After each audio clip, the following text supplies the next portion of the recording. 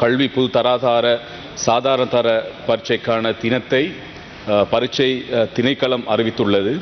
அந்த அடிப்படையிலே சாதாரண தர பரீட்சை 2026 பிப்ரவரி மாதம் 17 முதல் பிப்ரவரி மாதம் 26 வரையிலான காலப்பகுதிகளிலே நடைபெறும் என்று பரீட்சை திணைக்களம் தெரிவித்துள்ளது.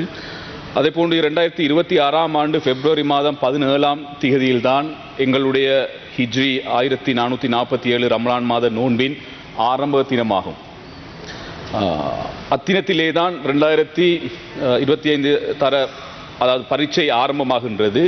ஒரு பன்முக கலாச்சாரத்தை கொண்ட நாட்டிலே பன்மைத்துவத்தை கேள்விக்குறியாக்குகின்ற ஒரு செயலாக இது மாறி விடாமல் இந்த விடயத்தை அரசாங்கம் என்ற அடிப்படையிலே கருத்தில் கொண்டு தேசியத்தின் ஒரு பிரதான சமயத்தினுடைய ரமலானை முன்னிட்டு இந்த பரீட்சையை முற்படுத்தி அல்லது பிற்படுத்தி அந்த சமயத்துக்கான கண்ணியத்தை அளிக்குமாறு இந்த சபையிலே நான் கேட்டுக்கொள்கின்றேன்.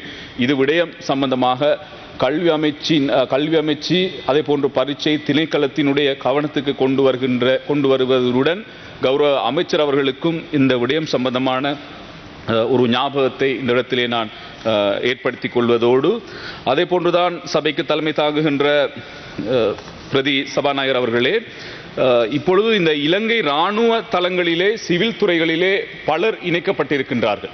அந்த அடிப்படையிலே எழுதுவினைஞர் உதவியாளர்கள், சமையல்காரர்கள், சமையல் அறை உதவியாளர்கள் மற்றும் தொழிலாளர்கள் என்ற பல வேலையாட்கள் ஒப்பந்த அடிப்படையிலே இணைக்கப்பட்டிருக்கின்றார்கள். இவ்வாறாக இருக்கின்றவர்கள் 180 நாட்கள் தொடர்ச்சியாக வேலை செய்தார்கள் என்றால் அவர்கள் நிரந்தரம் செய்கின்ற ஒரு நிலை காணப்பட்ட போதிலும் ஒப்பந்த அடிப்படையிலே வேலை செய்கின்றவர்கள் இறுதியாக 2014ஆம் ஆண்டு 10ஆம் மாதம் 24ஆம் திகதி நிரந்தரமாக்கப்பட்டதற்கு பின்னர் கடந்த 10 வருடங்களாக எவரும் நிரந்தரமாக்கப்படவில்லை என்பது ஒரு கவலைக்குரிய ஒரு விடயமாக காணப்படுகின்றது. தற்போது நாடு முழுவதும் இராணுவ சிவில் பிரிவிலே பல வருடங்களாக கடமையாற்றுகின்ற 1000க்கும் மேற்பட்ட இவ்வாறான வேலைகளிலே இருக்கின்றவர்கள் இன்று குறிப்பாக இதிலே மின்னேரியா வலயத்தில் மாத்திரம் 213 பேர் இவ்வாறு கடமையாற்றுகின்றார்கள். இதற்கு முன்னர் 2 தடவைகள் இவர்கள் நிரந்தரமாக்கப்பட வேண்டும் என்ற அடிப்படையிலே பல முயற்சிகள் எடுக்கப்பட்டாலும் அது கைகூடாத ஒரு நிலை காணப்படுகின்ற காரணத்தினால் தொடர்ச்சியாக 180 நாட்கள் வேலை செய்த இவர்களை நிரந்தரமாக்குகின்ற அந்த செயற்பாடுகளை முன்னெடுக்க வேண்டும். குறிப்பாக 2019ஆம் ஆண்டு 9ஆம் மாதம் 1ஆம் தேதி இதற்கான விண்ணப்பங்கள் கோரப்பட்டு அதனுடைய சகல விடயங்களையும் சமர்ப்பித்தும் இதுவரைக்கும் அவர்கள் நிரந்தரமாக்கப்படவில்லை என்பது உண்மையிலே ஒரு கவலைக்குரிய ஒரு விடயமாக இருந்தாலும் சுமார் 10 வருடங்களாக இராணுவ சிவில் பிரிவிலே வேலை செய்கின்ற இந்த பணியாளர்களுடைய பெர்மனன்சி நிரந்தரத்தை கவனத்தில் கொண்டு அதுக்கான நடவடிக்கைகளை அரசாங்கம் எடுக்க வேண்டும். தற்போது இதிலே பலர் 45 வயதை தாண்டி விட்டார்கள். அதே போன்று பலர் 45 வயதை தாண்டுவதற்கான நெருங்கிக் கொண்டிருக்கின்றார்கள் என்பது ஒரு குறிப்பிடத்தக்க ஒரு விடயமாக காணப்படுகின்றது. எனவே மேற்படி இராணுவ சிவில் பிரிவிலே இதுவரை நிரந்தரமாக்கப்படாமல் இருக்கின்ற 1000க்கு மேற்பட்டவர்களை நிரந்தரமாக்குவதற்கான நடவடிக்கைகளையும் கௌரவ ஜனாதிபதி அதே போன்று பிரதி பாதுகாப்பு அமைச்சர் அவர்கள் இதற்கான நடவடிக்கையை எடுக்க வேண்டும் என்பதை இந்த இடத்திலே கேட்டுக்கொள்வதோடு குறிப்பாக அண்மையிலே திருகோணமலை மாவட்டத்தை பொறுத்தவரையிலும் வைத்தியசாலைகளிலே கடமையாற்றுகின்ற அதே போன்று சுகாதார வைத்திய அதிகாரி அலுவலகங்களிலே கடமையாற்றுகின்ற முஸ்லிம் தாதிகள் அதே போன்று மருத்துவ மாதுக்கள் மற்றும் சிற்றூழியர்கள் இனிமேல் கலாச்சார ஆடையை அணிந்து வரக்கூடாது என்ற விடயம் அண்மை காலமாக எங்களுடைய மாவட்டத்திலே இவ்வாறான இடங்களிலே பேசப்பட்டிருக்கின்றது. ஆகையால் இது ஒரு கண்டிக்கத்தக்க ஒரு விடயமாக காணப்படுகின்றது. ஆகையால் அந்த அடிப்படையிலே தாம் கடமையேற்று முதல் தற்போது ஓய்வூதியம் பெறும் வயதை அடைந்திருக்கின்ற இவர்கள் இந்த காலங்கள் வரை அவர்கள் அவ்வாறான கலாச்சார உடையை சேர்ந்து அணிந்துதான் அவர்கள் கடமைகளுக்கு வந்திருக்கின்றார்கள். ஆனால் தற்போது கலாச்சார உடையை நீங்கள் அணியக்கூடாது, இதை நீங்கள் மீறுவீர்களாக இருந்தால் உங்களுக்கு எதிரான நடவடிக்கை எடுக்கப்படும், அதே போன்று அவர்களுடைய ஊதியம் அல்லது அவர்களுக்கு கிடைக்க வேண்டிய நல்ல விடயங்கள் இழக்கப்படும் என்ற அச்சுறுத்தல் விடுக்கப்படுகின்றது. Imran மாரூஃப், you have 2 more minutes.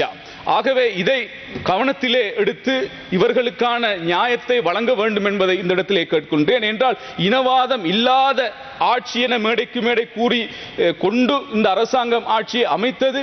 இந்த அரசாங்கத்திலே இவ்வாறான ஒரு நிலைப்பாடு ஏற்படுமாக இருந்தால், அல்லது இந்த அதிகாரி அவருடைய இஷ்டத்துக்கு செயல்படுகின்றாரா அல்லது இந்த அதிகாரிக்கு பின்னால் அரசாங்கம் இருக்கின்றதா என்ற கேள்வி எங்கள் மத்தியிலே காணப்படுகின்றது.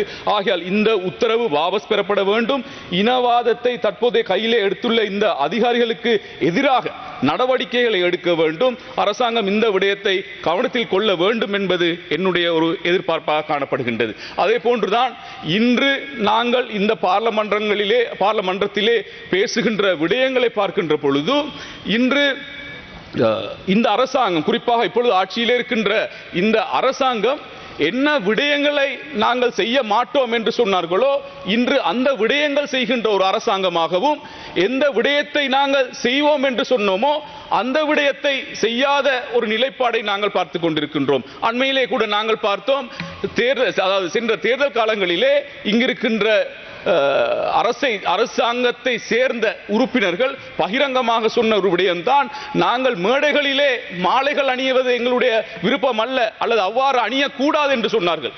ஆனால் இன்று பஸ்களுக்கெல்லாம் மாலைகளை அணிவித்து அவற்றை கூட இன்று ஒரு பெரும் நிகழ்ச்சியாக ஏற்படுத்தி நடைபெற்றுக் கொண்டிருக்கின்றது.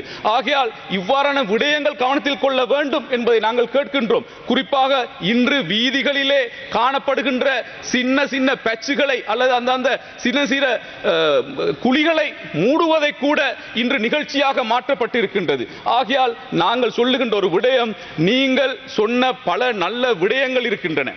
அந்த விடயங்களினுடைய ஒரு பிரதிபலிப்பாகத்தான் இன்று 159 பார்லமென்ட் உறுப்பினர்கள் இந்த பார்லமென்றத்திலே பிரதிநிதித்துவப்படுத்துகின்றீர்கள். ஆக நீங்கள் சொன்ன அந்த மாற்றத்தை ஏற்படுத்துவதற்கான நடவடிக்கைகளை நீங்கள் எடுக்க வேண்டும். அதைத்தான் மக்கள் எதிர்பார்க்கின்றார்கள். இன்று தேர்தல் காலங்களிலே அதே போன்றுதான் நீங்கள் தேர்தல் காலங்களிலே சொன்ன விடயங்களை அவர்கள் எதிர்பார்த்தவர்களாக இருக்கின்றார்கள். ஆகையால் மீண்டும் மீண்டும் நாங்கள் கேட்கின்ற ஒரு விடயம், தயவு செய்து இந்த நீங்கள் சொன்ன விடயங்களை இந்த நாட்டிலே ஏற்படுத்துவதற்கான முயற்சிகளை நீங்கள் முன்னெடுக்க வேண்டும். அதை நீங்கள் வழிநடாத்துவதற்கான ஆயத்தங்களை செய்ய வேண்டும் என்பதை நாங்கள் இந்த இடத்திலே கேட்டுக்கொள்கின்றோம்.